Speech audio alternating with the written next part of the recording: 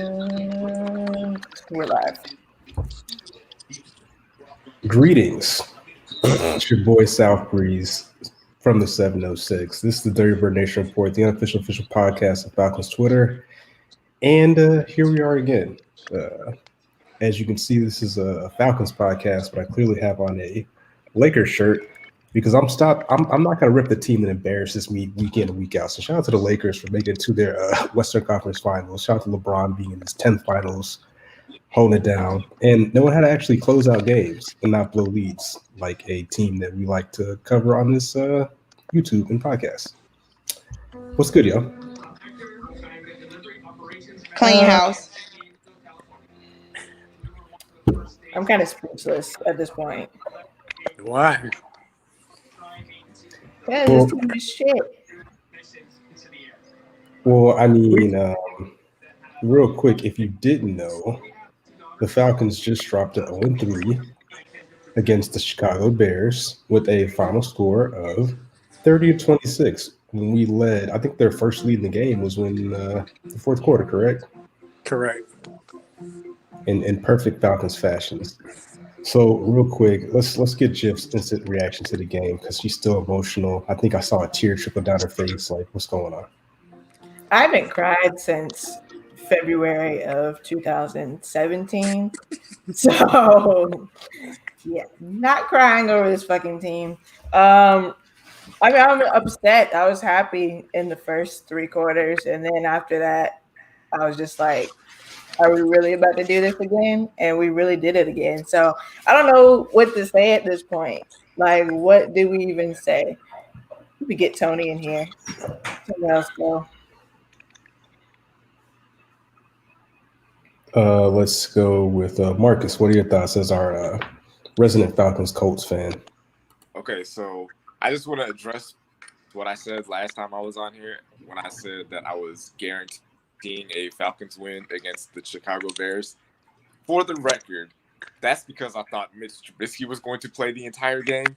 I have never in my life seen a undefeated team replace their quarterback like after halftime. You normally don't do that when the team is 2-0. Like if they were 0-2, I could see that. If they were maybe 1-1, maybe. But the Bears were undefeated, and they're like, you know what? Get Mitch out of. Like they were looking for a reason to get that dude out of here. So, due to unforeseen circumstances, I was wrong. But I feel like if Mitch would have played the entire game, I'd have been right. So I'm not going to take that out. Josh, what are your thoughts? Marcus, have you not heard of Nick Saban? You got to win at any cost, man. Undefeated or not, if the person ain't producing at the position, you got to replace him. But it's the same as Giff. Like I was watching the game, and we're up 10. I'm like, okay, we may win by 3 or whatever, but we're not going to blow another fourth quarter double-digit lead. And lo and behold, we did. Joy, what are your thoughts? I'm glad that we lost on Uncle Art's birthday. His birthday. That is some very in-depth analysis. He needed that because first of all, we've been losing practically the same way for the last few years, where we're trying to come back. Either we're trying to come back or we're trying to stay alive, and it's bad. They just need to clean house, man. That's bottom line. I'm sorry, just clean house because I'm not even mad at this point. I'm glad that we were embarrassed today. And last week did a number for me. So this week, I felt like at first we were doing good, but then I think they just kind of lost the momentum when it got third and fourth quarter. And it seemed like everything was more rushed. I don't know. Real quick. Can I get clarification on what it means to clean house when you say that? What do you mean by that? Everybody. Players, coach, everybody. I'm sorry, everybody. Okay. So practically majority of the players that we have been around these last few years with the exception of a few. Yeah, real quick. At Broadway Joe, who's tuning in, says, how many more hours? When is Dan Quinn going to be fired? That's an excellent question that only Arthur Blank knows. And you got to think about it from this perspective, too. As fans, it's embarrassing. And at this point, we're used to it. But think about your billionaire owner and his friends that are continuously roasting them in their Republican $1 billion franchise group chats. You know what I'm saying? Our uncle is a Democrat. Okay. Okay. Has he ever shown his voting record? But whatever. But anywho, it's got to be embarrassing week in and week out to like he's probably getting flamed again by Jerry Jones in the rich people group chat. Yeah. Like, Arthur, bro, like you're trash, dog. At least even though like Jerry Jones hasn't been to the playoffs in years, won a Super Bowl in years, at least he can hang his hat on that he has had multiple Super Bowl championships. And Arthur gets there and shits the bed. And this is what the Falcons are at this point. Like, again, I'm at the point where most of us just watch the games unemotional. It's just like, whatever. Like immediately after the game, before we started recording, I was like, I'm already checking Walter Football to see what the prospects for next year looking like. And I hate to be like that. There's a guy on Twitter where the homie, the underground Falcons dude, he posted like, who should we look at next year? And somebody's in the mentions like, we need to take it one game at a time. I'm like, dog, are you not watching this team? Yeah. Like the future is now. We need to be looking at ways to make this team better because there are glimmers at times with the personnel and with the players. But then as the game progresses, as we get to the end of the game, we do what Falcons do, and that's lose. Yeah, and not to harp on that, like you said, watching the game, I'm thinking like even when we were still up 10, I'm like, as a whole, we are not that good of a team. Because again, like you said, the personnel, like people drop off and like the backup comes in there and like just blow assignments. Like it's I just can't explain it. It's like it's like we don't have a good scheme, and then two, the scheme that we have players doing stuff that they're not supposed to be doing in that scheme. What's up, y'all? Hey, What's up? Thomas. Oh. I want everybody fired. I said that a long time ago. Yeah, Nobody wanted to be on the fire train with me except for Joy. I want Dan Quinn fired. Yeah, that's about it. I want to apologize publicly for my wish that I made at the beginning of last year when I said the tweet that I put out that people constantly remind me of, that I said my dream scenario was for us to bring in Dirk Cutter and have Dan Quinn man the defense. The reason why I said that was because, number one, I knew there were no offensive coordinators out there. I thought that Matt would be successful again under Dirk Cutter like he was his previous time. And Dan Quinn has shown that when he did call the defense, that the defense actually performed. That has backfired. One of the problems is with this offense is that we still have Kyle Shanahan's offense. Dan Quinn is bringing in offensive coordinators to run that same offense to see if we can recreate that magic that we had in 2016. And honestly, the only person who's going to create that is Kyle Shanahan. I'm not gonna crucify Dirk as much as I want to, as much as I will for Dan Quinn, because Dirk has for the past 2 weeks, Dirk has called a decent game. I'm not gonna say perfect, but somewhat decent.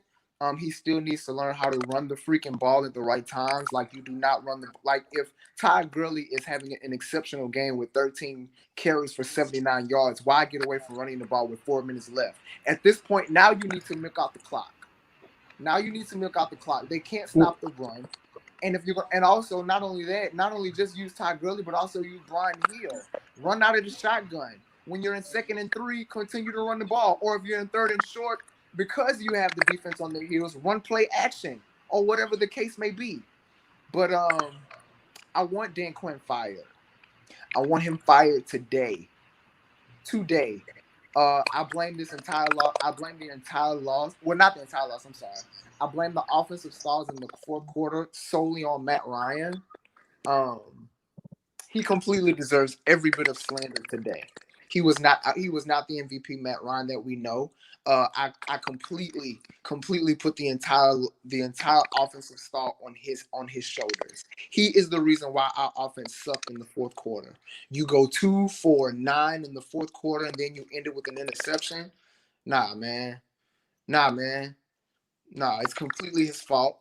The defense played well in the third quarter, a quarter that we usually struggle in, but this time we struggle in the fourth quarter even more. It's Dan Quinn has to go.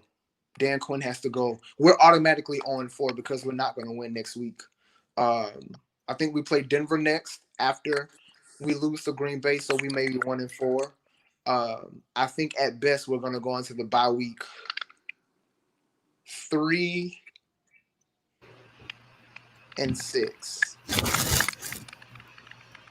So, real quick to your point with the whole Todd Gurley thing, I'm not going to say, well, Matt Ryan too. I'm not going to say it was all Matt Ryan's fault. I would say a lot of it was on Dirk Connor or whoever makes the personnel moves, because me and the homie Reggie, shout to him, the man's a beast on Call of Duty. We were going back and forth a little bit because I tweeted out like, yo, watching Brian Hill, like, why did we sign Todd Gurley? Because he's not showing us anything outside of that one drop pass that he can't do anything Gurley could do, right? Right. Until the end of the game, Brian Hill was leading rusher. He had a better average, and he had the biggest play as a running back. That's fine. My point is, why stop running the ball? Well, that too. But like, I'm still confused with the Todd Gurley thing. It's like, yo, on that one pass where Hill dropped the pass out the backfield, and people were like, oh yeah, Gurley would have caught that. I'm like, okay, then why is Gurley not in the game? At that point in the game, Gurley had only touched the ball 9 times, 9 carries and 1 reception. So I'm tired of this. And again, I've said this before. Somebody tweeted out that, hey, Gurley's not washed. I'm like, well, Gurley's not washed, but if Brian Hill continues to improve, he's not going to see a second contract because this pitch count thing is ridiculous. 3 weeks in. Yeah, but dog, he's your best running back and put him in the game in crucial situations. Yeah. It's that simple. Pitch count or not, get him out of here. Why bring in a guy that needs a pitch count, dog? Like, that's ridiculous. I mean, I see what you're saying, but I mean, I gotta disagree with that because, I mean, in the 3 weeks that Gurley has played for us, he's doing exactly what he's doing exactly what Dirk Cutter said he was gonna do, and I believe with the most of the opportunities that we've given to him, I believe he's made the most of them. Todd Gurley 14 for 80, Brian Hill 9 for 58. Todd Gurley averaged 5.7 yards. Brian Hill averaged 6.4 yards. Todd Gurley's longest run was 16 yards. Brian Hill's longest run was 35 yards. All of that don't even matter if we still lost. Okay, it comes with time management, like I said from the beginning. Right. We throwing the ball, then Matt gets so frantic in fourth quarter, he throwing the shit all kind of ways. Yeah. So the thing about it is, with the whole point for me was to keep the ball on the ground, which is the same shit that occurred in Super Bowls. All of that. 2017, 2018, 2019. We don't know how to manage timing. Nope. And then what kills me, bro, is Koo didn't help us in all 3 games. Koo didn't help us either. Yeah, he was missing important points. And not only that, bro. Not only that, he gotta go. Dan Quinn brought in. Let's let go. Dan Quinn brought in a former head coach to help him with that crap. What is he doing? I mean, you bring in somebody to help you with time management, and you still don't know how to manage time. Period. Like, just a waste of money. A waste of money. And one more thing, I want Oliver off payroll. I want Isaiah Oliver off my team. Me too. I want Isaiah Oliver off my team, bro. Well, the thing about Koo, I say he has to go because, again, I agree. Like you said, he leads 4 points. Okay, we blow another lead. Okay, we playing overtime. If he makes the field goal and if he makes the PAT, yeah, we blew a 16-point lead. But like you said, had he made his kicks when he was called upon, at worst, we're playing in the fourth quarter. We're playing in overtime. Maybe we lose overtime, maybe we don't. But the fact is that we make it to overtime despite the blown fourth quarter lead, and then we still have a chance at overtime. But yeah, Koo, he has to go because this is his second week missing the field goal or PAT. He missed the PAT another point. I guess he missed PAT against Seattle. He missed a field goal, I think, last week, and he missed another field goal today. So he missed 2 field goals and 2 PATs so far in 3 games. He has to go. And then we can't rely on him if it's a 50-yard field goal that we need. We can't rely on him for that because more than likely he's gonna miss that. So that's why I said Koo has to go today. If we're making any personnel move, Koo has to be the first one. Coaching staff, all of them could go. From a player personnel standpoint, Koo has to go today. Oliver too. That's wild. That's wild that you want that. All I gotta say, Look, wait. It comes, Marcus. I get what you're saying, but also that jersey that Lethal's holding up, Matt Bryant missed the field goal in Arizona. That cost us. He literally cost us that a couple of times last year because of that. So again, if you're not doing your job as a kicker, you're not doing anything but kicking. Kick. You're not tackling. You're not throwing a pass. You're not blocking the one. You're literally kicking. So you can't do that. Why are you here? I mean, how many kickers go for 100% every year? Huh? How many kickers are 100% through a season? Like, if that was the case, kickers will be getting released every week. Every time they miss a kick, it doesn't matter though, Marcus. He's missing kicks that he needs to be making extra that points. are important, especially when we come when we allow on, people to come back on us. Yeah, right. Like these kicks, bro. It's not like we're up 40 points and he misses a 3-pointer and we still can win. He's missing kicks that comes back and bites us in the fourth quarter, bro. Every time. Yep. Okay, so we're gonna hold all the players to that same. And Marcus, again, no kicker's gonna go 100% for exactly. I get that, but again, it was last week against Dallas. When we was trying to go for we was kicking the PAT. Long story short, the ball got moved back a couple of yards, and he missed the PAT from there. It's like we cannot continue to count on him to make whatever kick that he needs. It's not like he's missing kicks. The defense has to get back on the field and they're stout and they're getting the opposing offense off the field to give our offense back the ball to score. No, he's missing kicks that we need in the fourth quarter. We should have won the overtime against Dallas. We should have won this game because of one of his hits.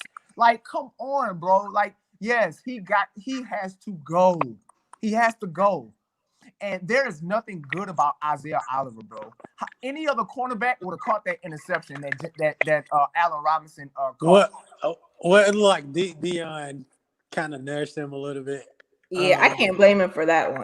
Because we both did It's like what was Deion running to? It's like what are you doing, dude? Like, just let Oliver catch in the pick and then you just block. Like, he literally just ran into Oliver while he's trying to leap for the pick, and then the ball went right through his hands, yo. Any other cornerback is making that pick.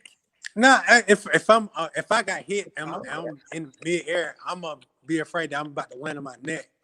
So that's gonna throw off everything else that I'm trying to do. It's not even that, bro. Oliver was lost the entire game. Yeah, them seconds too. Bloody Ray Wilson is way better than him. Like, why not start? I wouldn't say way better. I wouldn't say way better either. He played. Okay, bro. All right. Because, yes, he is. Bloody Ray Wilson is way better than him. Way better. There's nothing. Oliver is not good at the cornerback position at all. He's not. And if you notice, Mitchell Trubisky was throwing at him the entire time he was in the game. He has to go too. Yeah. He's trash, and he looks lost in man coverage and in zone, bro. He looks lost. Like in one play on man coverage, how does the wide receiver run the slant and you turn the opposite away? You turn around the opposite way and then try to catch up with the wide receiver. Why, bro? Why? Come on, man. Any cornerback knows you take away the slant by jamming the inside shoulder. But he's relying too much on that jam also because of one of those passes. I think that the Allen touchdown, he tried to jam because he was flat-footed. He missed the jam, and then Robson just took off for the ran his route and then just took off from there. But I would say it's all technique with Oliver. He's not technically sound at that position. No, he's just trash. So real quick before we get off the rails more, some of the comments in the chat. Let's see. Ant26 says fire DQ. That's what we say. He says also the only logical reason to keep DQ is secure number 1 draft pick. I don't think we'll be that sorry because in Falcons fashion, when we're like and whatever, we'll turn around and rattle off some wins to get us out of position and get a player that we need to make us good. That Matt Alex, he says we need to. We're spoiled by Matt Bryant. That is true. Fat Mac also said, fire the person who runs the Twitter page. Yo, I feel for that person. Whatever they're paying that person is not enough because they get flamed, especially by Jiff, all day, like at the Falcons. Like, I just want us to stop tweeting, bro. Like, stop tweeting. Well, you got to because you got to still sell exactly. The last Twitter page, the last guy who ran it was totally fine, and he talked shit back. Okay, shout out to what was his name, Jay something. Yeah, who's making all that rattling noise in the background? That's just hella annoying. Real quick, Carlos said, Marcus, I told you. I don't know what that means, but I'm sure it's relevant because we're trash. Ant said, we're not giving medals out for the best and the worst. Nard's been around for 2 weeks and 2 active roles and looks better than all of them corners.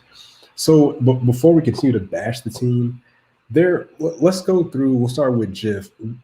Give me one positive that we have from the game, and I'll start before Jiff goes. The one positive I will give this Falcons team on offense is that in Falcons teams of past, whenever Julio was out of a game, our offense could not function, period. Like, he was literally the catalyst for the success of our offense. And today it looks like we've kind of reached a point, maybe Ridley has really emerged as a true number 1, which I was a bit skeptical on, that our offense looked like if it has some competence, it could function absent Julio Jones. And I tweeted at Falcons fan, shout out to Aaron Freeman, that I was like, the Falcons are starting to listen to you when you talk about play action with it being so effective. But why does it get to the point where we wait till we're missing our number 1 receiver to start doing things we should have been doing? Like, imagine how the play action would work with Julio and Calvin Ridley, not just Calvin Ridley. So, like, why are we doing things like this? So Jiff, what was a positive that you got from this game, offense, defense, or special team? And then we'll go to Josh, Tony, Marcus, and Joy. Denard. That's probably my biggest positive. And I'm also curious as to why he hasn't been starting over Oliver this whole time. Denard was a fucking beast. Like, if anyone deserved the game ball, it was him throughout the whole game. Any other positives that I had? I mean, we did pretty good the first half. It's just the second half, everything went to shit. So offensively, the first half was good. And then defense overall, like in the first half, I mean, I liked what I saw for the most part. Nothing too bad in the first half. Just everything just crashed and burned. Who's next, Josh? Yeah. The only positive that I could take away from this game is that the injured players are getting healthy. Like I said, it was just a bad game. It's really no positives you could really take away from this game. Because, like I said, had we won, I would still been skeptical because, again, looking at the game, we do a lot of idiotic stuff for some reason. And if you play a better team with better coaching, they're going to pick that apart easily. So I may be the outlier, but I mean, well, no, let me take it back. Only positive thing is Gurley, he looked decent. But yeah, that's it. The positive thing I'll take away is the offensive line. I think the offensive line played fairly well today. I mean, I think they gave up 2 sacks, if I'm not mistaken. I think they did. I think they improved in the run game. That was the only positive, but that's a very, very, very, very, very, very, very, very, very small positive. But that's about it. That's about it.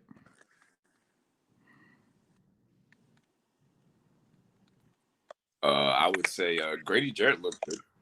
He got hurt. He looks like he Have- at the beginning of the game. I'm trying. All right, like there wasn't a lot of positives. I was gonna say Calvin Ridley, but Breeze took that one already. But I thought while Grady Jarrett was in the game. Thank you. Jesus Christ. But that Grady effect had the same as Tack. When they both left the game, the pressure just went away with him. True. Joy, you got any positives?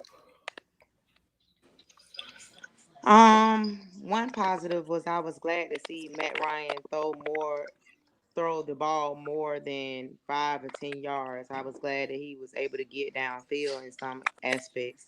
I was glad to see Calvin Ridley look decent. Well, he actually was looking like Julio for a second out there, especially I believe that was the first touchdown we got. Yeah. And that's about it for me. Yeah. I gotta also say I didn't really miss Julio all too much in the first half. Hey, don't shoot me. But in the first half, I didn't really miss it too much because people were catching the ball between the Zacchaeus guy, Ridley, Gage, and whoever that other one is. Who's that other one? Wasn't it number 15? Powell. Yeah, like, it was just like, okay, we can actually make catches with all these other players. So, but the second half, it was like, okay, except for Ryan's overthrows. But Ant 26, his two positives we're a week closer to the 2021 season. And Denard. I mean, is that a positive though? Because like with the truncated college season, it's going to be hard to get a read on prospective players. Like that's the only kind of crazy thing. It's like, cool, we might get a couple of games, but that could be fool's gold. We can end up in a situation we overdraft a player or misdraft a player like we tend to do. I mean, it's already a 50-50 proposition with the draft anyways. Now it's like, well, shit, this guy looked good for the 7-game season we had. Let's draft him. And then he has to be done. So yeah. I don't know. Well, you guys are in a good position because you have one of the better GMs in the league, so you got to trust that he knows what he's doing, and whatever player he drafts is going to be productive. Yeah, always. Everyone can't draft Hall of Famers as a GM. Oh my God, y'all! I 3 consecutive weeks. Like I don't even know what it feels like to win a game. Tony, we're not. Don't look for anything positive until we just get the whole new coaching staff. Like this defense is just bad. They're just all around bad. But they played well though. The defense played well for the most part. We played Trubisky. We could have went out there and did what they did. Bro, no, we couldn't have because when Trubisky is not a good quarterback. When Nick Foles got it, Nick Foles didn't play any better than Mitchell Trubisky did, in my opinion. He put up 21 points in 4 minutes. Yes, he did. Because the offense put the defense back on the field. Because the defense decided to run freaking 3-man stats on 4th down. He picked apart the defense too. Like the defense is just bad, all around bad. Yeah, I mean they're bad, but I think they played well. Deion just running around. We're not getting pressure if their name is not Fowler, Tack, or Grady. Dante Fowler ain't getting no pressure today either. But go ahead. I mean, he had one. That's one. What anyone else had? Man, listen, that's fine and all. You're right. The defense is bad, but Matt Ryan didn't help at all. Those are routine throws that Matt Ryan usually makes. Whether it's Julio. Julio's not No. He makes that to Calvin. He makes that to Calvin, and he made one to Olamide Zacchaeus last year. So I don't want to hear that, man. Those are routine throws. He got hit on. You talking about that one that he got hit? What? The one to Zacchaeus over the middle where he couldn't step in because he was getting hit in the face by Hicks. That one. You talking about that one? Yeah, which probably could have been a roughing the passer, in my opinion. However, no, it was a clean hit. He just couldn't step into it. Man, listen. Though he missed 4, he overthrew the receivers 4 times, man. 4 times on wide open plays, G. He did do that. Wide open. Four. And then not only that, Hayden Hurst's only reception was the touchdown. That goes to your OC again. That's an OC thing. Yeah, Dirk just completely had a brain fart for the second half. When you're up that much against a team with a decent defense, you don't want to keep throwing the ball because you don't know what's gonna happen. Just run the ball and milk that clock and pray you get out there with the win. But he didn't do that. He wanted to stay aggressive for whatever dumb reason that he had. And you can't do that. You cannot stay aggressive the entire time. You have to have situational awareness to where, okay, we up 14 with 5 minutes left. Well, 16 with 5 minutes left. They got Nick Foles. They need 2 points, two conversions and 2 touchdowns. Let me run this ball to eat some of this clock, to put the pressure on them. Because Nick Foles, I would count more often than not for him to do something like that, what he did today. But we aided them in that comeback. Nick Foles is not that good. But no, he's not. But because of the dumb play calls on offense and defense, we help them. You run the ball in that situation. You don't stay attacking the ball. Stop throwing the ball downfield when your only true threat is Calvin. And they know that. Stop doing that. Yep. Let me address Adolphus real quick. Shout out to the KTSE podcast. 2 of them are on here. Of course, that would be South Breeze and Mr. Sniffles. Adolphus, I don't owe you a blender. I did not tell you to put nuts in your blender and break it. Okay, so that's on you. Stop putting it in the comments. Also, y'all need to check out our sponsor below. As you can see, it's on the ticker and it's in the description box. We can use some money so we can start paying people to do more shit for us and for y'all. So check out Thrive Fantasy, especially if you're into sports betting and fantasy football. Okay, back to this fucking show. Who's this guy? I don't know who that is on Twitter, but yes, shout out to you for your insight. Put your Twitter name in the comments, because if you're watching on Twitter, I don't know y'all's YouTube names because it's different. Does Dan Quinn get fired today or tomorrow? It better be probably today. Not to the Man, it need to be today.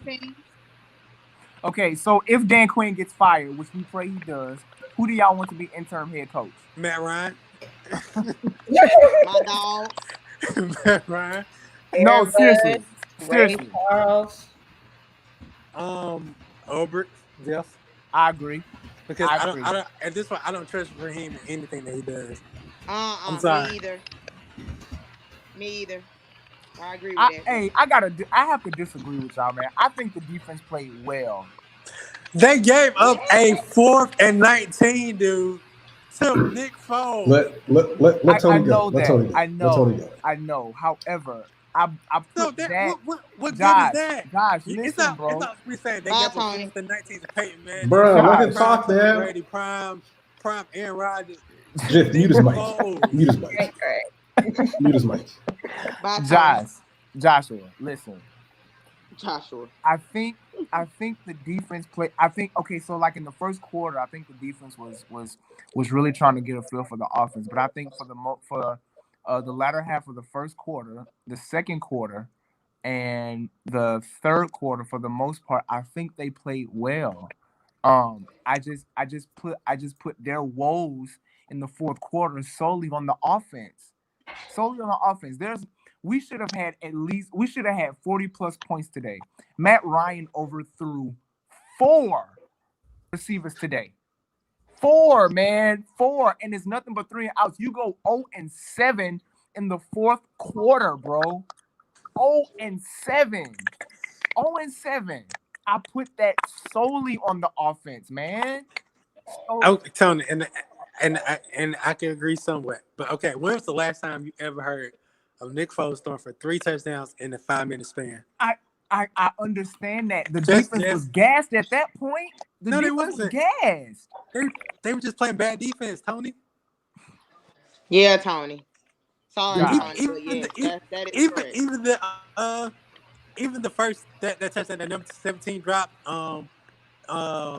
early, that was a 4th down too. Neal played it dumb. He tried to undercut the route when he was already back there. It's just they're doing dumb stuff at the most ill-timed time. Like in the game, That's like, I get that. But when you go 3 and out, on 4 straight drives, because your quarterback is making dumb decisions, that puts a defense that puts the defense in a between a hard place and a rock and a hard place, man. Tony, I'm and I get sorry. that, but you at the very most you probably give up, one touchdown, boom, because the offense did their job. That probably would have sealed the game. Okay, I give you that. But when you give up 3 touchdowns to Nick Foles in a 5-minute span, that's a problem. It's a problem. Yeah, but that started with offense, though. That come from time management. Exactly. Come on. Why aren't you? I agree with that. But Josh, no. Listen, Josh, I'm not disagreeing with what you're saying as far as the defense giving up 3 touchdowns. You're right, they did. They did make some dumb decisions. They did do idiotic bonehead things. However, I think at that point, bro, they were just gassed and they were desperate to make a play. And when you get overly desperate, sometimes that tends to happen. Yes, you give up 3 touchdowns in a matter of 5 minutes, but it's a problem when you go 3 and out in a matter of 2 minutes. And he did that for 3 consecutive drives.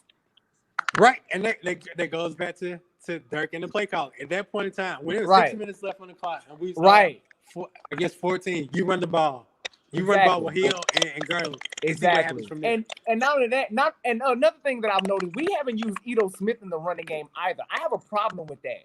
You have three serviceable running backs. Use them to pound the ball. Why aren't you using Ito? Keep the defense on their heels. You're only using 2 running backs. So now at this point, the defense know what you're gonna do. Well, what I will say to God damn, some of these connection is terrible.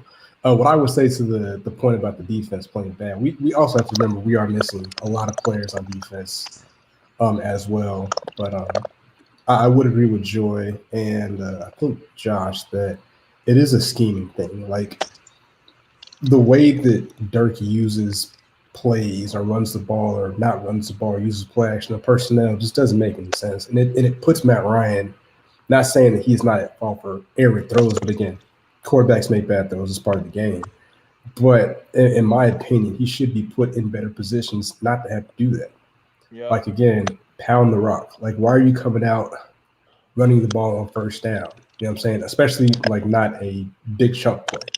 Run the ball, eat the clock, set up that play action that you clearly see was working earlier in the game. Oh, God. So that's just one of those things where it's a lot of it, I have to say, is on Dirk. Because, honestly, with the competent OC, this is easily a 30-plus point team per game. Like, it just doesn't make any sense to have that much talent and just be so inept. So and to whoever this dude is, Ant 26, if Matt Ryan has to play perfect for the team to have a chance, you got to look at the defense, bro. Sorry, bro. The offense stalling in the fourth quarter was simply on Matt Ryan. So it's not just on Matt Ryan; it's on the offense coordinator. Let's look at like what they did in the second half. Like their first drive after the second half, they had a touchdown. Second drive, 4 plays, field goal. Next drive, 5 plays, punt. Next drive, 7 plays, missed field goal. The next 3 drives were 3 and out, and then the last drive was an interception. Mm-hmm. So, like, you can blame the defense all you want, but the offense did not help either. You can't go 3 and out 3 straight times while the other team is scoring touchdowns, then you go 3 and out on 3 consecutive plays where Matt Ryan overthrows the receiver on a clear touchdown. Go ahead. I like to ask a question because I know I posed this on Twitter probably about 3 years ago and got my head chewed off. And I'm really practically back at the same spot. So my thing is, I understand that Matt Ryan has to listen to his OCs, which was a lot of people's point of view when it came to Super Bowl, as far as how we lost with that. All the way down to 3-4 years later, we're still doing the same thing. Why is it that Matt Ryan cannot playmate or tell his OC we got to do some time management. Or I agree. and I've been saying and asking the same questions since Super Bowl, and everybody want to tell me, oh, he trusts his OC, this, that, and the third. But year after year after year after year, it's the same thing. So I agree. at what point do he say, bro, look, let me do this, or right on the line of scrimmage, call something else, and this how we gonna do this? Like, what? I agree. When do I we agree. get that? I agree. And what we have seen in the past is when Matt Ryan takes the helm at the line of scrimmage, we usually produce. And we usually move the ball. So I agree. And honestly, I hate to say it, but that separates the good quarterbacks from the great quarterbacks. We know if a coach calls a dumb play, we know the Drew Breeses and the Aaron Rodgers and the Tom Brady's are gonna be like, look, bro, that ain't gonna work. That ain't gonna work. Or they may change the play at the line of scrimmage. But I totally agree with Joy on that. I totally agree. I totally agree. At some point, I told some people this before. Football teams should have a common sense coach. There are some instances in the football game where common sense should come. The common sense is in the situation that you're in. You already blew the lead already. You're already up by just 3. So now with 5 minutes left and you have the ball, you need to run the ball. You need to run the ball and milk out the clock and set up the play action. That's common sense. Common sense is when you're on 3rd and 3, you don't. When you're on 3rd and 3, you don't pass from shotgun. Or if you're gonna be in shotgun, you're gonna call a draw play or whatever. Or on 3rd and 3, you don't get under center. You don't get under center with only one receiver or 3 tight ends and run the ball, because you see they're gonna stack the box. Or if you're gonna do that, call play action and catch them off guard. That's common sense. That is common sense, and we don't have any of that. Just to kind of address what Joy was saying about like giving the players more, or giving Matt Ryan specifically more leeway to make audibles or make plays on his own. Like, I feel like for the last 25 years, Falcons fans have been complaining about the offensive coordinator and the type of plays that they've been calling, and the plays not working. But at some point, like, and I said this during the Super Bowl loss, like, if those players execute the plays that are called, then there's no issue. Like, the play calls aren't that bad. That, like, Matt Ryan missed some throws. People are not executing the play calls. So I don't.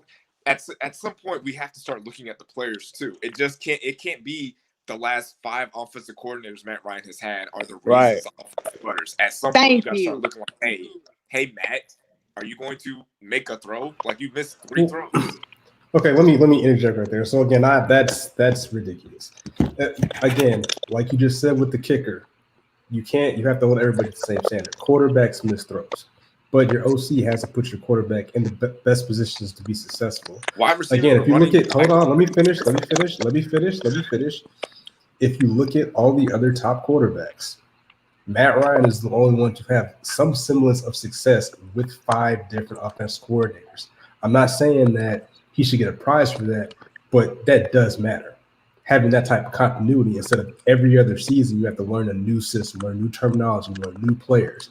Instead of having that year in, year out consistency, where now you don't have to think about these plays. We're not making these error throws because, hey, I've ran the same system for 10 years with the same guys, with the same verbiage. So stuff like that does matter. It's a testament to Matt Ryan's professionalism and his talent that he's able to overcome the foolishness with this team, because again, it's looking like possibly next year we're going to be in the same boat with another offense coordinator. It keeps going. Can I pick up that? Can I pick up that? Go, Josh. And also, every year up until what Shanahan got here, Matt Ryan was, like y'all said, he was audibly the plays at the line at his discretion. Every year up until Shanahan got here, from Shanahan up until now, Matt doesn't have that leisure anymore for whatever reason. Well, the only common denominator is Dan, because of Dan Quinn. He's still here. So maybe it's still something within that. Maybe Dan wants to run plays a certain way, or that he doesn't want to, as we say, free Matt and let Matt do his thing, because it's a reason why Matt had 30-something comeback wins within 8 years, because he knows, okay, we need to run the ball right here on the 2nd and 2 to milk this clock. Oh, let me make this key throw. When Mike Smith let Matt run the offense, now I'm trying to say we won the game. So everything changed once Quinn got here. So maybe Quinn wants to run the offense one way, and that's not what Matt is used to. But when it's all said and I- done, I don't care if he's had 20 OCs. At the end of the day, playmaking is in all of the schemes or whatever y'all said as far as their playbook is concerned. It's still there is an audible in all of that. So with that Yeah. being said, at some We don't know point you that. can't make an excuse that he's had 5 OCs because still you still can play make in every Uh, playbook. I mean, I just think it's funny Yeah. how like when Matt Ryan misses a throw, all of a sudden that's a bad play call. Like make the throw. No, I don't think it was We're not saying those that. are the stands. who said it was a bad play call? Nobody said no, sir. No, No. Matt What we're Ryan saying is fans gonna say that though. no. What we're saying is, Marcus, what we're saying is that goes back to the common sense play. So like in 5 minutes, why are you passing the ball out of the shotgun instead of Exactly. Are we shotgun, saying run this the if ball? Matt Ryan completes the pass? No one is complaining if Matt Ryan completes the pass. Actually, wait, hold up. But it's still a bad play call. It's still a what- bad play call though. So It's bad what I would say execution. is, what I would say is, you can go check my tweets from 2016. Even when we were balling out of control with Kyle Shanahan, I would continuously tweet out, "Run the ball. Stop passing the ball on first down. Run the ball." I didn't care if it was a 40-yard gain. Run the ball. And you see what happened when we got to the Super Bowl. And again, I know Jalen and Aaron would argue that those plays are actually better plays, but sometimes you can't look at the analytics. Look at the common sense. First down, you're in the red zone. You're about to finish off the game. Pound the rock. Eat the clock out. What are you passing the ball for? Marcus, I'm just saying. It is not the 90s anymore. You're able to use the passing attack as running plays. You can do little swing passes, short passes. But you see that it's crossing costing routes. us games, though. The good teams do that all the time. Good It's teams. costing Right, us but see, games. it's Patriots made a causing us career to of lose, doing though, is what I'm saying. Okay, Marcus. We got Marcus. We're not a good live with what we team. got because it's causing us to lose. Maybe that's it then. Okay, but We'll look, say that again. Y'all aren't a good team. say if he facts. completes Stop the blaming pass, coordinators. say if he completes the pass and the dude runs out of bounds, the clock is still stopped. So, but if you're running the ball, you're still eating the clock. Eat the clock, no matter If he what. completes the pass, the guy was in the middle of the field. Why would he be out of bounds? I said hypothetically, if. Okay. My thing is you eat the clock the entire half. I don't care who you have. You eat the clock because you're just trying to win. You're not trying to look sexy to win. You say your quarterback's a Hall of Famer. Let your Hall of Fame quarterback win you a game. Make the throw. Make the play. We win the game. If he could control the game, we win the game because we're running the ball. We're not throwing the ball. Complete. Okay. We're not having these conversations if Matt Ryan completes wide open passes. Period. It doesn't matter if you run the ball. It doesn't matter what play you call.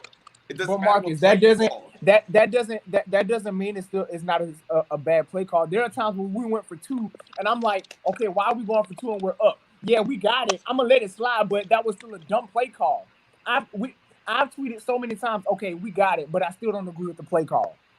So even though the pass is completed or the first down is made, it's still a dumb. It's still a bit of a gamble. It is still a bit of a gamble, and we have seen that. If you want to call out the dumb play call, make sure you're also calling out that the players aren't executing. Make sure you call that. Okay, out that's fine. That's fine. But why? But as a coach, you're supposed to put your players in a position to be successful. He did. Matt Ryan missed the throw. The coach did everything right. Matt Ryan missed the throws. All right. You're saying the offensive coordinator is not putting Matt Ryan in a good position to make a. Ha! Muted. Okay, so what I would say is we're cutting Matt. We're kind of riding Matt's back a little hard for this one particular game. We can't act like he hasn't been playing at a high level for a majority of the season. Smuck that, bro. Forget that. We were in a must-win game, dog. I'm sorry, Matt Ryan. We were in a must-win game in week 2, but I mean that's not Matt Ryan's fault that the defense is trash. Right? So, it's Matt Ryan's fault that he went 0-7. He played trash today. I'm muting you. Let's address the defense real quick. So I need every single player on defense to hit the weight room, and I need them to learn how to fucking tackle. We had way too many missed tackles today. Way too many. Oh my y'all had the players. Y'all had him, and then y'all just let him go. It was No, like, that goes back to the what the scheme. fuck? They want small, fast players, and when you have small, fast players, and the other team have stout players who pack on weight, Who will run your ass over? right? You had a Damn fucking right. tackle. Like, what the fuck? It was just way too many. I need them to hit the fucking weight room Because and practice tackling again. The fundamentals down to the beginning stages of how to tackle. Tackle for dummies. Wilson came over there with that weak tackle, and Allen Robinson threw him down to the ground, just ran in for the touchdown. Because he's small, he's a small corner. Like, Well, part of it, I think, is also, and again, I know this affects both teams, but I think, again, having preseason games helps make these adjustments. Like, hey, bro, you made it to the ball, you made the play, you made your assignment, but wrap up. Please hit somebody. This is your job. Go ahead, Joy. I'm gonna have to disagree, and this is why I say this. We had preseason last year, and the year before that, and the year before that, and the year before that, and we still trash. I'm not saying it would more reps help. That's all I'm saying. Like, reps do matter, but I get what I you're really saying. don't think preseason would have made a difference, period, because we still have the same people that we had last year. And the And same year before issues. that, it's not right, and it's not. We're either fighting to come back at the end, third or fourth quarter, or we're beating the brakes off somebody and trying to struggle to win in the third and fourth quarter. It's the same shit that's been going on these last 4 years. Why are you in the NFL and you can't make a tackle? Why? Thank you. I mean, Why? There's other. Well, but you can Kids flip know that. to wrap up. Kids, 3, 4, 5, 6-year-olds know to wrap up. That's wrap the first up, my thing you dude. learn. Come on, man. Come on. Allen Robinson does not score that touchdown if Isaiah Oliver makes the tackle instead of trying to pull the ball away. Yep. Make the tackle. Well, let's start with that. He probably doesn't score if we have a better cornerback than Isaiah Oliver on the team. Period. So that's where you can start with. Go with that too. I mean, there's a lot of things wrong. There's a lot of things wrong with the team. But what I will say with that is that a lot of these Falcons fans, shout out to Aaron Freeman, he preached this on his podcast, talking about Falcons, check them out, is that this Falcons team is not like one player or one draft away from being contender. No. Like, this is where situations like this is where it shows how truly not prepared we are as a team, because when people go down, other teams that are actually have depth, somebody else steps in. Yeah. With us, with the exception of today of Julio, our offense seems to have a little bit of depth. But like you said, if Grady Jarrett goes out, if Tat goes out, then it's like, whoa, there's the rest of our team. Our team is not one player away. Yep. Our team is not one draft away. Our team That's loyalty, though. That falls back on your big wig, your Arthur Blanks and all that. Well, him really, because he I don't know. He believes in being loyal to the people that he have rather than it being a business. I mean, it's not like the players that he's been loyal to is trash. He's being loyal to the right players. I'm not saying that, but what I am saying is when it comes to how much money we give people. For instance, like Devontae Freeman. Now we give you all this goddamn money, contract. We ain't got money to to try to get what we need. So I'm just speaking in loyalty on all the way around when it comes to our salary cap, when it comes to even the coaching staff. Oh, we keeping him around because we like Dan Quinn as a person, but we don't like him as a coach. Us as the fans don't like him as a coach because of what we see. But Arthur Blank, on the other hand, likes him as a person. So I'm going to keep you around because I like your personality and how you are, rather than you're winning games. Because if it was such of a business, he would have got rid of him a long time ago. Wait, hold on, wait, South Breeze, before you go, I have one more question and I got to get off here because I have somewhere to be. Me too. I guess it's safe to say we're probably not going to make the playoffs. Not only do we have a personnel change, but do we have a player change? Like, do we trade away Julio at the end of the year? Do we give away? Do we look to shop a Grady Jarrett or Deion Jones at the end of the year? If this team does not make the playoffs, which seems likely, like, do we completely clean house at the end of this year? What do y'all think? Yes. Jiff, you go first. I don't know. I think look, Julio was on the sidelines looking like he was about to retire. You know, like he was like, "Fuck this." Joe, you go next since you got to go. Yeah, I think that we were supposed to clean house some years ago, but yeah, I think that they would clean house at the end. Now, what I'm looking at is if we are sorry or if we're tanking at this early in the stage, that we possibly may recruit a quarterback, get rid of Shaw. Somebody's going to have to probably step in soon when it comes to Matt Ryan, or it could be possible, and I know a lot of people are against it, that Julio and Matt Ryan could be traded to help us out, but then I don't know if that will really help us out. So, honestly, I would just say clean house for the people who definitely aren't doing our team any justice. All these 1-year deals, if they not holding their end up, get rid of them. Then too, I Yeah. think gotten rid of some people who could help us out in the clutch when some of our people go down to injuries or things of that nature. I think we've given away a couple of people that we could have kept. So all of that falls back on whom? The general manager and those folks like Rich McKay and all of them. Doesn't that fall back on them? Well, Dan Quinn, because he has complete control of who makes the roster. One more thing before I go, I wanted to piggyback off the Matt Schaub point that Joy just made, which is a good point, Joy. I wanted Josh Rosen. To sit behind Matt Ryan. I said that weeks I ago. really wanted Josh. And what happened? You probably Rosen. got cussed out, didn't you? Yeah, I was told a few. Yeah, I was told a few times that he's not a good quarterback. But I'm just like, yo, my man was really never given a fair shot, and for him to sit behind Matt Ryan for the next 2 to 3 years, it would do him some justice. But honestly, I don't really want him sitting behind Matt Ryan with his coaching staff. But all right, well, we'll catch y'all later. All right, y'all have a good one. Okay, I'm staying for about 5 minutes. I need to hear what Star need to say. All right, Michael, what do you think? Well, it really depends on. It really depends on the contracts, and if you have to bring a new general manager if you want to do these things. So you have to set a precedent. Like, all right, someone like Grady Jarrett, who's still on his rookie deal, he stays. You keep him. But you look at someone like Matt Ryan or Julio Jones, and you kind of take the Patriots way of doing business. It's better to get rid of them too early than to get rid of them too late.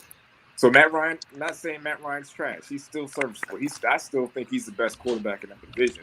But at the end of the season, if you're in a position to draft a first-round quarterback, he wasn't the guy for you. If you're in a position to get like a high-end, like a top 2 quarterback in the draft, you have to look at your current quarterback and say, well, he has to go because he's going to be 36 next year. He'll be making upwards of $20 million. And if you can get a second-round pick from Mohamed Sanu, imagine what you can get for Matt Ryan. If you can get a second-round pick from Mohamed Sanu, imagine what you can get for Julio Jones. So now, if you're in a position to draft that top 2, like I say, I don't know if these guys are good. I don't know if he's good or not. He's a quarterback that I know. But say you're in a position to draft Justin Fields, right?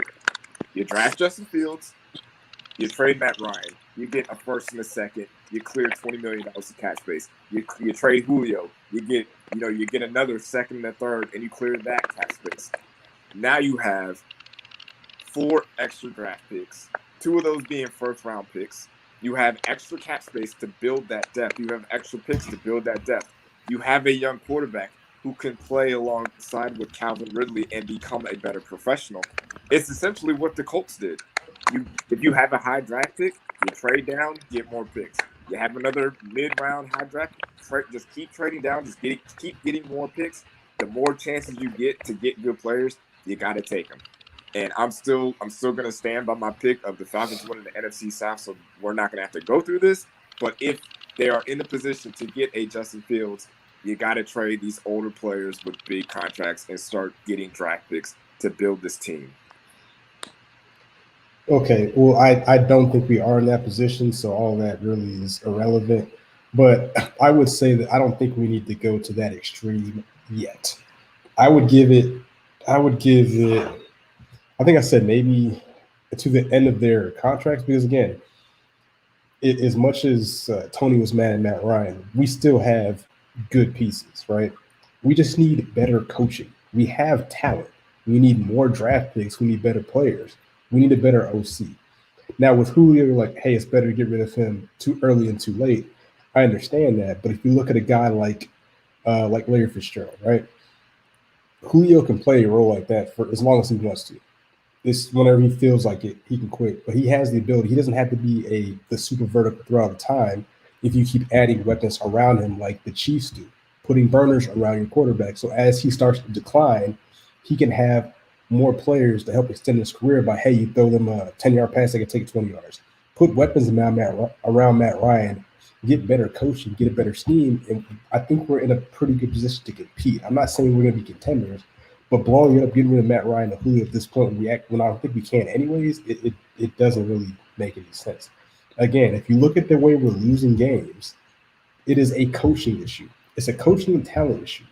It's not like Matt Ryan's out here throwing 3 picks a game. He threw a pick at the end of this game. Like, at this point, it was never. Like, the game was over. You know what I'm saying? But it's not. You're not pointing at the real issues. I understand what you're saying. This isn't like Madden. Like, that's just not how it works.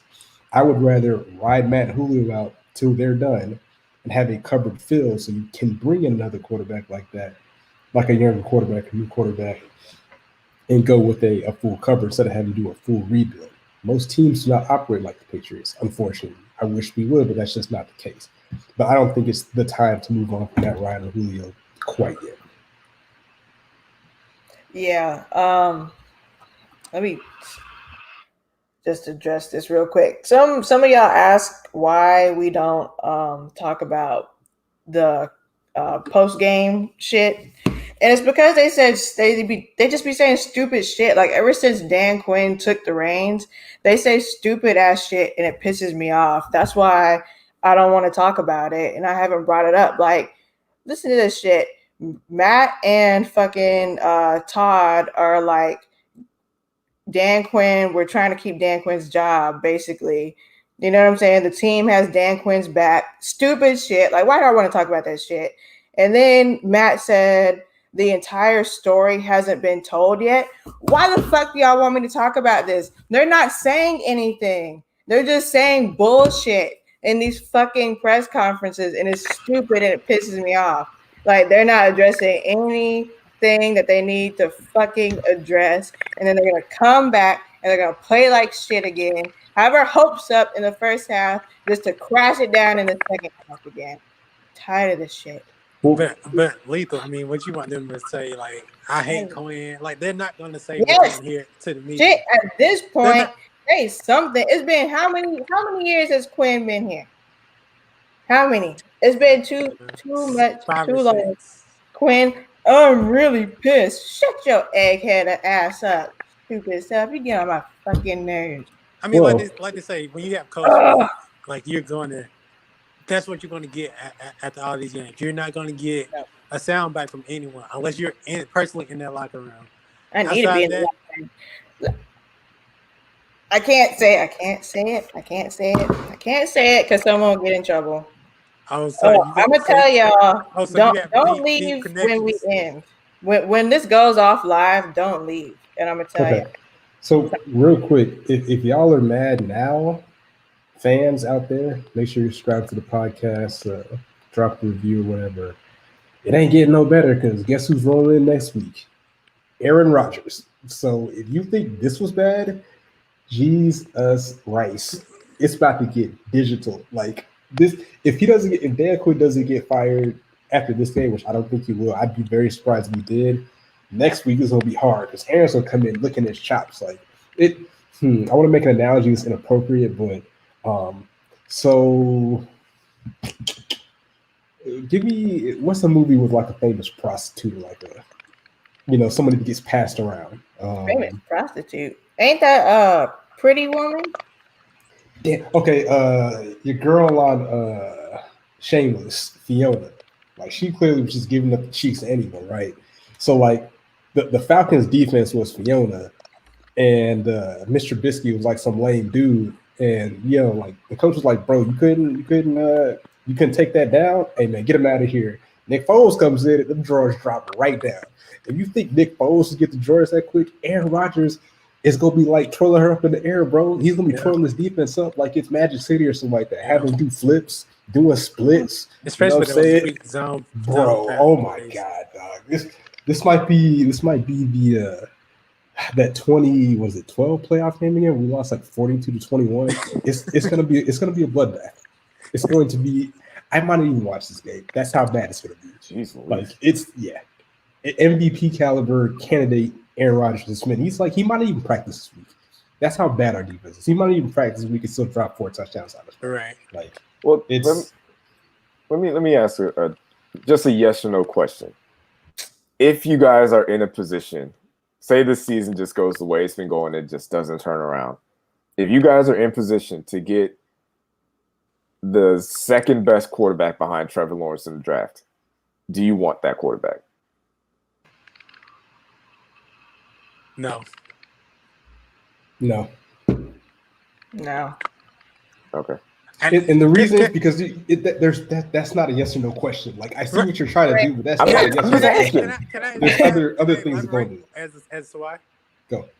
Because I've seen whoever I think you're hitting at a particular player, and I've seen him personally play for my school, and he's not what y'all think he is. Okay, you can say take it however, but he's not what y'all think he may be coming to the NFL. I'm not hitting at like I don't watch college football like that, so I don't know. I know Trevor Lawrence. You said the second best quarterback at the. You're talking about Justin. This is a terrible QB class, and it's only really two top. Yeah, I'm just naming Justin Fields because that's the name I've heard. So like I just feel like, well, I mean I already explained my take on that, but it's not at some point it's like if you have a quarterback that is making big money and is past the age of part 2. That's not what I'm saying. I'm not saying I'm just ignore the Justin Fields thing because I don't know if he's good. I'm not specifically talking about him. I'm just saying if you're in a position as an NFL team, you have a quarterback that is over the age of 30, who is not in his prime anymore, and is making close to $20 million, and you have a top 10 draft pick, and you're able to get a young quarterback. Wouldn't it make sense to do that though? You know, no, it doesn't, because again, the quarterback is not the problem. All you're going to do is have a quarterback sitting on the bench as we're still losing because we need a better pass rush, we need better DBs. Get the players you need to build your team. Get a competent coaching staff. This is a competency issue. This is not a quarterback problem. Exactly. If we could draft a coach in the first round, I'm not saying if we could trade a first round pick for somebody that could help us win, I do that. But I'm not saying the quarterback is the problem, but I'm just saying that you're talking about all the things that the Falcons need. How long do you think it's going to take to get those issues resolved? Like you said, 2 seasons. You think in 2 seasons, Matt Ryan's going to be 39. And that's the thing. If you build a complete team where you can run the ball and not have to rely on throwing the ball 30 or 40 times, that can work. Yeah. That's look at the Seahawks. The Seahawks can actually run the ball. They can play defense. They can rush the passer. Russell Wilson doesn't have to do. How are you supposed to fill that cupboard when you have an aging quarterback that's making close to $20 million and his NFL draft, coaching, a different program. Do something. You could do. You have what you have. We have talent. We just need to curate that talent to actually play to its potential, which they are not. Whether it be scheme, whether it be coaching, there's something going on in this organization. Look at it like this: the Browns have their first winning season in like the last 6 years, and we're 0-3. If you look at that team, it's a quarterback league. There's no reason we should be 0-3. It's not on the quarterback. You know what I'm saying? Like, miss some throws, miss some touchdowns. Put Matt Ryan on the Browns. Put Matt Ryan on the Browns and put Baker suck there too. Listen to what Justin Hardy tweeted out. The Browns aren't good either. I said the Browns. The Browns aren't good either. The Browns with Odell Beckham. The Browns with Nick Chubb. Odell Beckham. Okay, I said this last time. The Browns with Miles. The Browns are so bad that they made Odell Beckham trash. Like Odell was fine in New York. Who was their quarterback? The stink of the Cleveland Browns uniform will not allow you to be great. You think no? And it's not that the Browns have a winning season. This is their first time having a winning record. It's week 3. It's their 2. And that's what I'm saying. And this is the first time. This is the first time since Julio Jones was in high school that the Falcons have started 0-3. So you mean to tell me? And Julio Jones is also old, and he's also injured. Like Like, I'm not.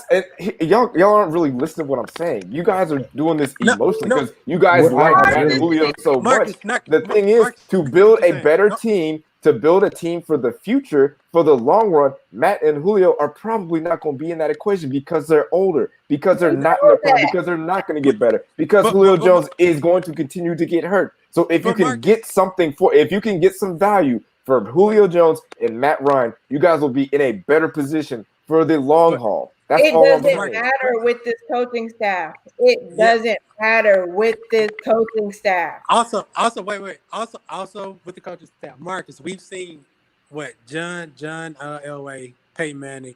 We've seen them literally at the tail end of their career when they could barely do anything, win a Super Bowl because they had great teams. They mainly had or paired with great defenses.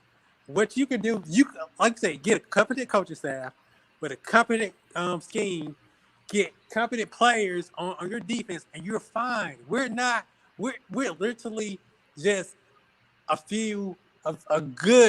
decent coach away from competing again. Peyton Manning did not win that Super Bowl in Denver because they had a competent defense, because they had a good defense. They had an all-time great defense. It wasn't just a solid defense. If your quarterback is old like that, you have to have one of the greatest defenses of all time for your old quarterback to lead you to a Super Bowl. I get that, but you're saying Matt Ryan old and Peyton Manning, I can't throw the ball more than 10 yards down the field. It's not the same thing. And he was coming off an injury. Like, I understand that. And I'm just saying, if you want to fill some of these holes on your team, trading Matt Ryan is not a bad option. So I'm not saying Matt Ryan is the problem. I just said Matt Ryan is the best quarterback in that division. But if you want to fix a lot of these problems, trading your older, injury-prone, expensive players could help. It could, but that's not going to happen. Like this, Matt Ryan and Julio are the two players that they're not going to trade, like ever. You know what I'm saying? Matt Ryan is in like Arthur Blank's backyard. He's in his back pocket. It's not going to happen. Same thing with Julio. They're going to be talking for life. That it just is what it is with those two. If Peyton Manning can be released, anybody can get released. If Tom Brady can get released, anybody can get released. That is true, but it's not going to happen. And Adolphus keeps yelling at you in the comments. Yeah, exactly what Adolphus is saying also. We have a lot of dead money tied into these two players. Yeah, it's not an option. Like we don't have that option. Well, I guess that's what happens when you have one of the better GMs in the NFL. They put you in cap hell. But we gave it to two Hall of Famers, not just two bums like. And you have what to show for it at this point right now. They're doing it. It's a defense. They're Hall of Fame. The defense went 3 and out 3 straight times at the end of the game? Or did the offense do that? 21 points in 5 minutes to Nick Foles. Did the defense go 3 and out 3 straight times at the end of the game? Yes or no? Points to Nick Foles. Who went 3 and out 3 straight times? 19 to Nick Foles. Who went 3 and out 3 straight times at the end of the game? What are we doing here? Where was the defense at when Matt Ryan led y'all's team to 3 straight 3 and outs to end the game? Where was the defense at? On the sideline. By Nick Foles. That was what they was doing. No, they were on the sideline watching y'all's offense be out there for 30 seconds and coming right back to the sideline. Just stop blaming the defense. They're tired. Your offense went 3 and out 3 times in a row. The last drive, they threw an interception. You sustained one drive with your potential Hall of Fame quarterback. Y'all win the game. But instead, y'all went, again, 3 and out. 3 straight times. Because you're throwing the ball. Your defense was on the sideline. Put some blame on the quarterback. Run the ball. Why can't we just blame the OC? Run the ball. Make the throw. Make the throw. I think that you're not being fair with this argument, but it is what it is. Who's not being fair? I think that you're not looking at this from the perspective of like you guys love y'all love no. But let me finish. It's not even about. It's not. No, we don't. What I'm saying is you keep talking about the defense. Matt Ryan went 3 and out 3 times in the game. Let me ask you this: as it is Matt Ryan's job to keep the offenses going, what is the defense's job? They did what they were. No. Okay, what's their job? Their job is to stop them. Did they stop them? No. What's the offense? There we go. There we So go. what's the offense's job? So we're just gonna ignore the offense going. You guys are I'm not ignoring them. I'm 3 just and pointing out out that you're 3 times. That's Mark, I'm incompetence. pointing out your You're also inconsistency. ignoring That is incompetence at its finest. That is almost as worse as you can be as an offense. You're not helping. It's a team game. Help your defense. Maybe have a 5-play drive. Maybe you have a 6-play drive. Maybe get a field goal. You're going 3 and outs 3 straight times on offense, and your main concern is what is the defense do? I got it. You just made a good point. It is a team game, and you said make a field goal. We had our kicker who took 4 points off our board. That was at the beginning of the half. At the beginning of the half. So I'm talking about the last 4 drives. The last 4 drives when the offense had the ball. Mark, Let me ask you this. But that changes how you run the game, whether you're behind or ahead. You can't. What changes? How you play the game, what the score is. If we So have you those got 4 worse points, as an offense. you didn't get worse, but you can scheme. You scheme better if you have those 4 points that puts us up. Like, what are you talking about? Like, Okay. Your logic is very inconsistent. I don't know why you're talking about how is my logic incomplete? If your offense plays competent at any point at the end of the game, the clock keeps running. The Bears don't get an opportunity to get back on the field and beat y'all's defense. The reason why they made an adjustment by bitching their garbage ass quarterback. So you guys are playing a quarterback that you guys aren't prepared for. On the other hand, the Falcons offense was fully prepared for that defense, and they could do nothing against it. You're not putting your defense in a position. You're not helping them out by going 3 and out 3 straight times to end the game. Hey, shout out to Dirk Carter. That's his job. Okay, because Matt Ryan, because he's missing throws too. Let's blame Dirk Carter for missing throws. Okay, we'll look at overthrowing. We literally addressed overthrowing. Okay, but look at this. But he's blaming the offensive coordinator like he's throwing the ball. No, but look at this.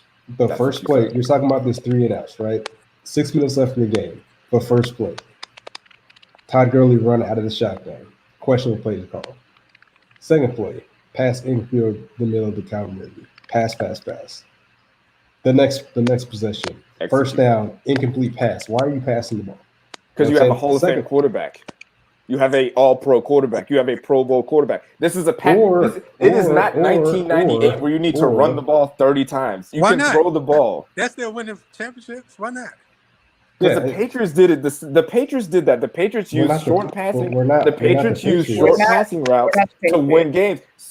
Oh my goodness, this is frustrating. I'm not even. Why am I getting frustrated? I don't like this team. My team is winning right now. I don't even like y'all. The way y'all are thinking, the way y'all talk about this team is infuriating. I see why y'all hate each other on Twitter. I don't hate anybody because we're talking about. I just think that you're not. Because I'm demanding y'all's Hall of Fame quarterback to make some throws. And here's the thing, y'all are treating Matt Ryan like a game manager. It's like, well, we're up, so we might as well run the ball because we can't trust Matt Ryan to make a decent throw. If you can have a rookie do that. Because you can't run the ball with the lead. That's what game managers do. That's what quarterbacks who you don't trust do. Just say you don't trust Matt Ryan. Just say you don't trust him. You're paying this guy $20 million to run the ball when you're up 20. That's the narrative that you're trying to frame. But I mean, what narrative am I framing? They went 3 and out 3 straight times to end the game, and then ended with a pick thrown by your quarterback. But you're saying that because we had Matt Ryan, regardless of logic, let's just keep passing the ball. What logic are you talking about? No. Throwing the ball with a Hall of Fame quarterback isn't illogical. Missing your number 1 receiver, that's cool. Calvin really is a first-round pick. He is good enough to be a number 1 receiver. Okay, that's too. Is he or is he not? If he was your best receiver, are you? Let me ask you this. You say you have a Hall of Fame quarterback. This is what we do in the NFL. Then what about the decision with the Seahawks in the Super Bowl deciding to throw the ball on the goal line? Because the Patriots have one of the best running defenses in the NFL. That's why they threw it. And it was pass interference. Okay, but so that's why they didn't run the ball. It makes sense. So in execution-wise, you're saying that NFL Super Bowl team can't run the ball 3 times in the end zone? They were trying to throw if you're the defense, let me explain to you. If you're the defense and you're in that position, everybody's saying, "Hey guys, they're going to run the ball." So why not try to do something different to catch them off guard when they are clearly one of the best run defenses in the NFL? it does make sense to throw the ball in that situation when you think about it that way. You have to worry all So, okay, but doesn't that require you to have a competent offensive coordinator to make those decisions, correct? To make what decision? To throw or run? No, you said that, hey, if they're going to do this, we're going to zig while they zag. Yeah. Right? Okay, which funnels down to quarterback, which funnels down to production on the field, which is what we're trying to say. We don't That have is what I am saying. The players on the field are not executing. That is my entire point. But you keep talking about one player. Yeah, that's One. Yeah. You're not talking about all. You keep talking about one. He didn't bring. I don't- He's going to ignore that Coop literally left 4 points on the field, and that we could have went into overtime, or heck, we could have driven down for the game-winning field goal. But because the offense went 3 and out for 3 consecutive drives, it's all on that. And we're gonna Did I act say it like was all on Okay, we're gonna act like Am I people saying they it's all on that? refuse to block Khalil Mack or block anybody on third down. We're gonna pretend that didn't happen either. All I'm So, saying is and I've been consistent. If the offense plays average at the end, because at the end of the game is when Nick Foles started cooking, right? At the end of the game, he was Why is he rolling. That cooking? offense was rolling. Why is All Nick Foles the cooking? Falcons have to do is be a competent offense, and But not a competent defense? instead of being a competent offense, they went 3 and out. We 3 straight times. can't have a competent defense for a change. It's hard to be a competent defense when you only get a minute to rest. You get a minute on the sideline, and your offense is putting you right back out there. all right, this is a mute Hit point. him, Let's move on from this because this is clearly not going that's a well. good point, Ant. 26. Yeah, and I haven't seen you on my timeline lately. I need to find you again. What this guy Fowler says some shit, according to Jason Butt. He says it's not time to panic. When is the time to panic? Like I We've said. blown 2 games in a row. Like Same fashion. 2. When are we supposed to panic? Y'all don't fucking look like y'all are panicking. I want my fucking money back for my jerseys. Like, I don't even know why I bought jerseys this year. Like, it's gotten so bad to the point where Aaron Freeman, who's the most even killed Falcons fan, and I'm not fan, but like analysis is he's even at a loss for words. He tweeted out, "I'm speechless. I'm gonna need a minute," and he completely takes emotion out of all of his analysis, and he's even like, Jesus, like this is absurd. Like I said, I'm wearing this Lakers shirt for a reason. I'm not representing a team that embarrasses me week in and week out. Like, it's not happening. It's not happening. But like I said, I don't expect it to get any better, to be honest. We got Green Bay, then we got Carolina. So and 26 is saying that the defense is giving up 36 points per game. It would be a lot harder for them to give up all those points if the offense could stay on the field. And that would be great if we had an offense coordinator that could scheme better plays. And playmakers that can make plays on the field. Yeah, it goes and receivers that can catch and quarterbacks that can throw and blockers that can block. Now you want to add more than one player to your rant. I said the players. I said the players. I mean, it goes hand in hand. As much Okay, guys. When we're talking about the NFL, who gets the credit when you win? The quarterback. Who gets the blame when you lose? The quarterback. Like, let's be real, guys. Like, I'm going to name off the quarterback. Sorry for talking about your precious Matt Ryan. It's not even that. But, I mean, if you look at a team like, for example, if you have a good system, I hate to do this, but the 49ers, they're down without the starting quarterback, multiple starters on offense and defense, and they still somehow, because of that system and that play calling, can produce. You can't ignore the fact that that falls on Arthur Blank. That falls on Arthur Blank for keeping a coach that hasn't done a good job when history just walk out the door. Yeah, nobody will. You let the greatest Falcons coach. Okay, well, hold on. Well, again, that's a different situation. But I do agree with what you're saying. That does fall off the blame. But there's no organization that, when their coach in the second season gets them to the Super Bowl, when the OC is already committed to being a head coach somewhere else, they're not going to be like, oh, well, wait a second, we're going to fire him and hire him. That's when did he commit to the 49ers job? Before the Super Bowl. The week before. Like. Yeah. So you're not even to give your head coach that got your team to the Super Bowl in the second season a chance to see what he does. Like that's because you can look at that team and tell that it wasn't him. Like you could look at that. We can go back and look at that team. Hindsight is 2020. At that time, why was the Falcons team so good? Was it the defense or because of the offense? Both. Because their offense was historically great, top 10 historically. Yeah, but how good was their defense? The defense started picking up after like week 10. I'm asking a question. How good was their defense? They became like were they historically great like their offense, or were they just good for that year? Again, so if that's the case, if I'm Arthur Blank and I actually pay attention to my team, I'm not letting the person that is responsible for my team's success, for my team accomplishing history, I'm not letting that person leave the building. But that's still, I'm not. That's a jaded view though, because literally the year before we started out 5. Exactly. Did you not? Yeah, Matt Ryan looked like trash the year before Shanahan. I hated Matt Ryan the same year as you. So your viewpoint is kind of jaded because you have an 8-8 year with Shanahan, and then you have an 11-5 Super Bowl year with Shanahan. Which one is it? It's the true Shanahan. I'm talking about. I'd probably lean towards the one that was historically great. We dropped 7 games in a row with Shanahan the year before. In a row with the same guy. I would trust the guy that was historically great, but not the guy who, like you said, like that literally led to a 7-game losing streak. That's the same guy. Was he the head coach?